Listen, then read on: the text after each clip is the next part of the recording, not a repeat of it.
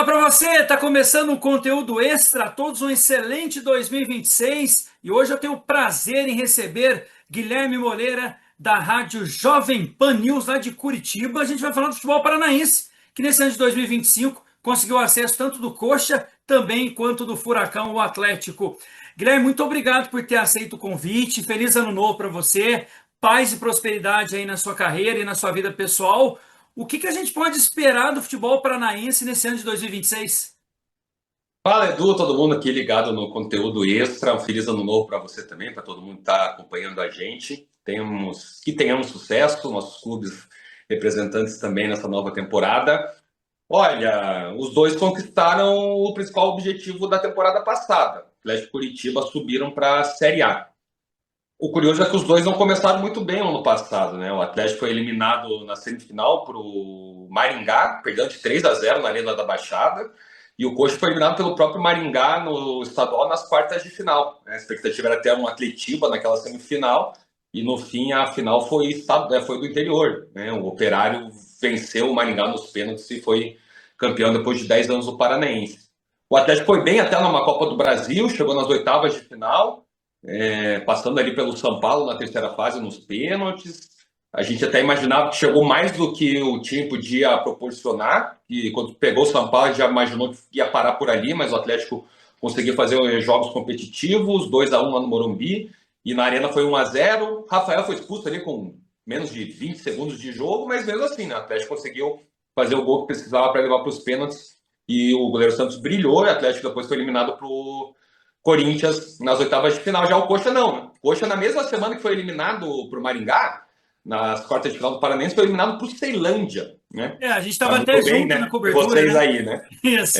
Aquele jogo bem emocionante, com várias reviravoltas, penalidades também. E se esperava até que o técnico Mozart fosse demitido naquele momento, que é natural, né? Duas eliminações na mesma semana, precoces. E não, a diretoria do Coxa, a SAF, acabou bancando a permanência do Mozart e no fim deu certo no ano passado. O Coxa teve até um mês de pré-temporada obrigatória, né? Não queria, mas teve esse mês de pré-temporada para a Série B, por ter sido eliminado antes das duas competições. O Coxa ainda fez um amistoso ali com o Santos no Couto Pereira, levou uma goleada no Couto. O Mozart, depois daquela partida, falou que estava procurando uma identidade ainda do time, não estava se encontrando. Isso fazia 2 semanas para estrear na Série B. E aí, no fim, o Coxa foi o time mais regular da Série B, né? Tinha sido junto ali com o Goiás perdeu força na Série B do ano passado, né? Acabou nem subindo na última rodada. E o Coxa não, o Coxa foi dentro do G4 desde a nona rodada consecutiva até o final. Desde a 29ª rodada, líder da Série B. E tinha sido outras vezes também líder, acabou se sagrando campeão. E o Atlético foi uma campanha diferente, né? Fez um primeiro turno muito ruim naquela Série B do ano passado. Chegou a ficar 9 pontos do G4, 7 jogos sem vencer com o Odair Hellmann. A diretoria do Atlético também bancou a permanência do Odair Hellmann e acabou sendo acertada, mas principalmente porque o Atlético fez uma grande janela de transferência. Aquela última janela do meio do ano. Teve aquela janela extra no Mundial de Clubes, o Atlético foi o único clube da Série B que não contratou ninguém. Aí teve muita crítica. E nesse mês, até abrir a outra janela, o Atlético continuou capengando. Aí foi lá e decidiu investir. E o principal investimento foi o atacante Kevin Viveiros, veio do Atlético Nacional, estava muito bem na Libertadores lá com o Atlético Nacional e teve um impacto muito direto nessa campanha do Atlético. Ele fez 10 gols na temporada em 22 jogos, 9 deles na Série B. Desses 9, fora de casa, 8. Ele só fez um golzinho na Arena da Baixada. O resto dos gols que ele fez foi tudo fora. O Atlético pagou 27,4 milhões de reais pelo Viveiros, maior contratação da sua história, passando o Vitor Roque, quando comprou por 24 milhões lá do Cruzeiro, e teve um impacto direto que foi determinante para o Atlético conseguir esse atleta. Foi sofrido, conseguiu só na última rodada, aquela vitória contra o América Mineiro, mas já estava encaminhado, pelo menos depois daquela vitória que o Atlético teve contra o Goiás no confronto direto. O Atlético se colocou na briga, dentro de 4 jogos sem vencer, 2 empates seguidos, depois 2 derrotas seguidas, depois 2 empates seguidos, venceu o Goiás e depois venceu todos os jogos até a reta final. E conseguiu esse grande objetivo. Foi mais suave do que você imaginava do Atlético, todo mundo pensava que o Atlético era o principal candidato, era o favorito na Série B, não que ia nadar de braçada, porque a Série B é sempre complicado, mas pelo menos era aquele time que ia estar sempre ali na liderança, ia ser o Coritiba daquela Série B, né? Um Coxa que foi muito regular. O Atlético não. O Atlético teve que buscar esse acesso quase impossível. mas o Odair, os jogadores conseguiram se tornar possível. E agora a expectativa vai de cada clube.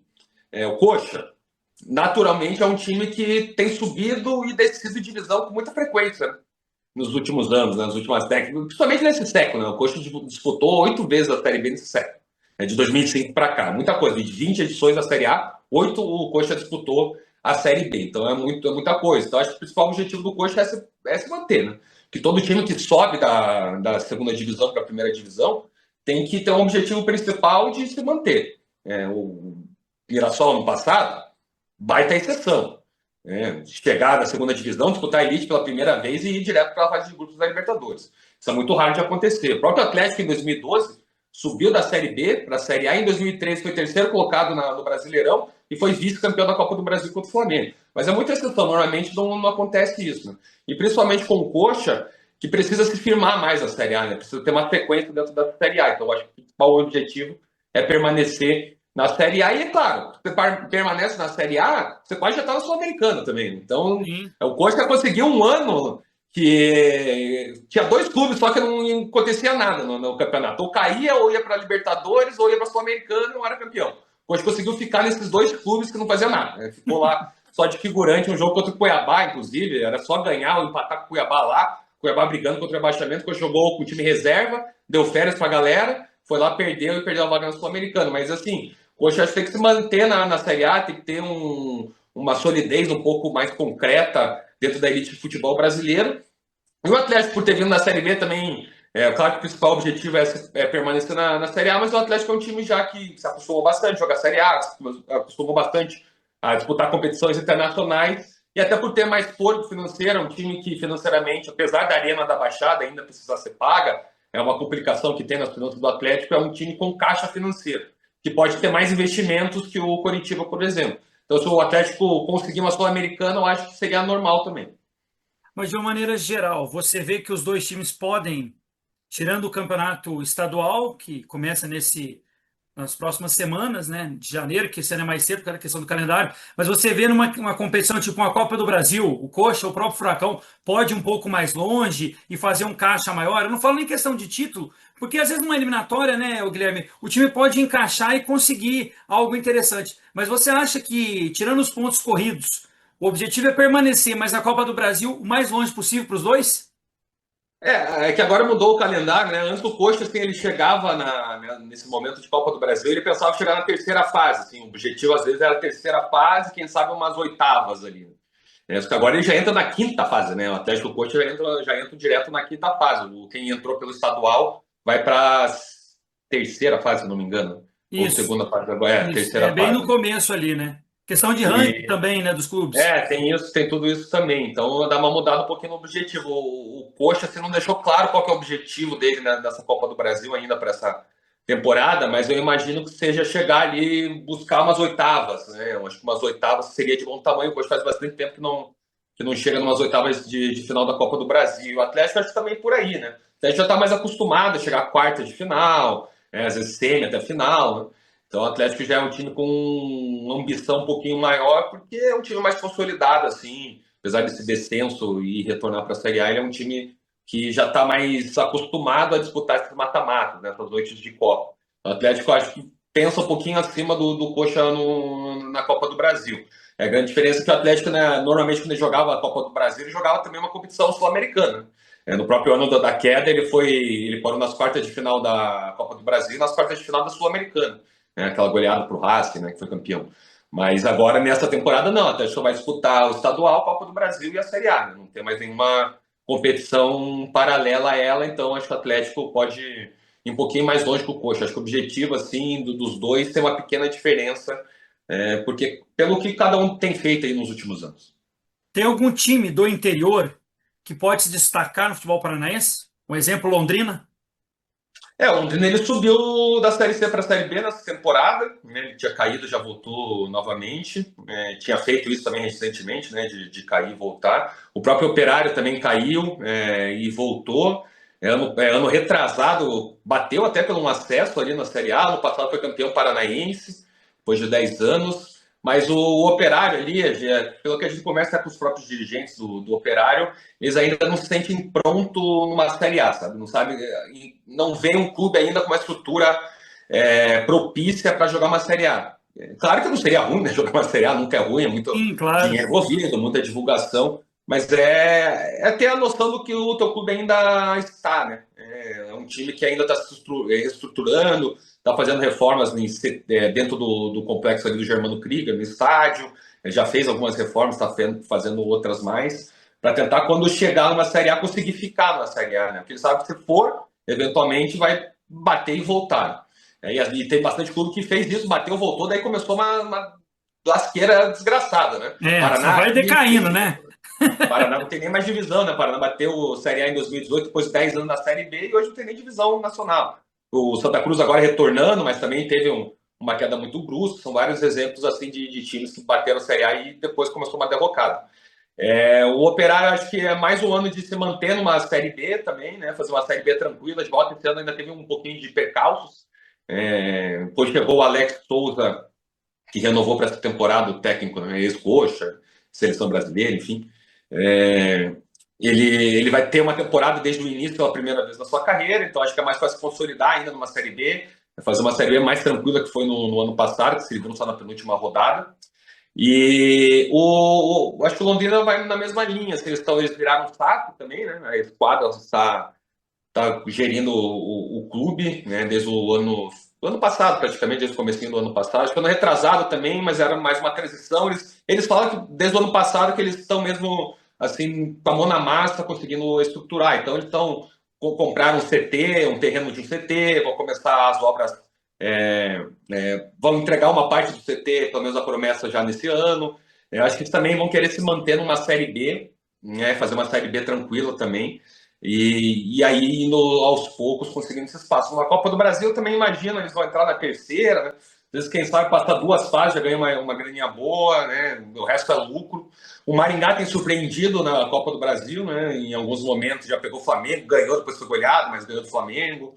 Ano passado também chegou na terceira fase de volta. É um time que está se estruturando bem, subiu da Série D para a Série C. Ano passado começou muito bem a Série C, até melhor que o Londrina, mas perdeu força na reta final e até brigou ali nos últimos momentos para não cair, mas permaneceu na Série C. É um time que também lá é bem uma SAF, é um clube empresa, mas é um time que também está se estruturando muito bem no interior. Então o futebol paranaense tem tá começando a ficar bem legal. Claro que teve essa queda no ano passado, dos dois times para a Série B, mas eles já voltaram.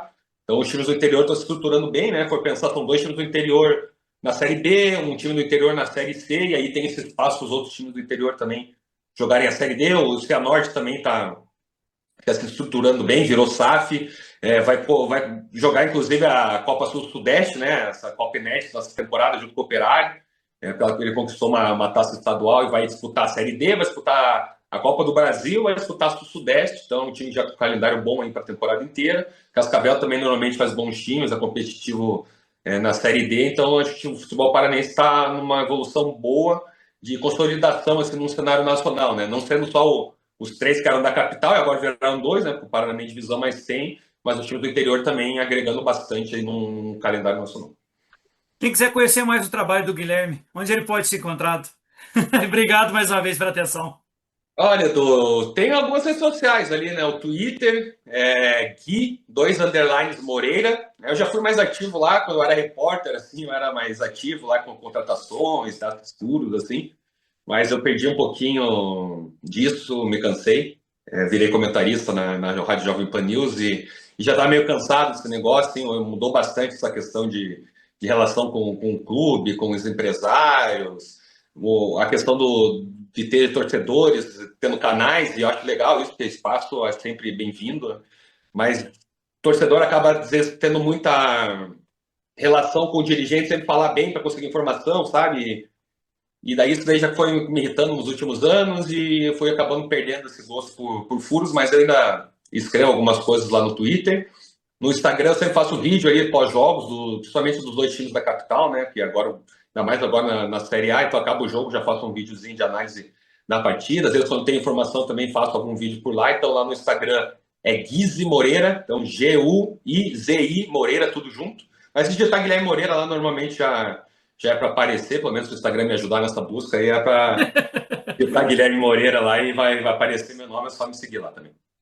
Tá certo. A todos um bom início de ano. Obrigado ao Guilherme por ter cedido seu tempo e espaço aqui. A todos uma excelente semana também. Só lembrando, na próxima sexta-feira a gente vai entrevistar, pelo Dia do Astronauta, o senador Marcos Pontes. Guilherme, mais uma vez, obrigado. Sucesso em 2026 e a todos uma excelente semana. Valeu, um abraço para você e um bom 2026 para todo mundo.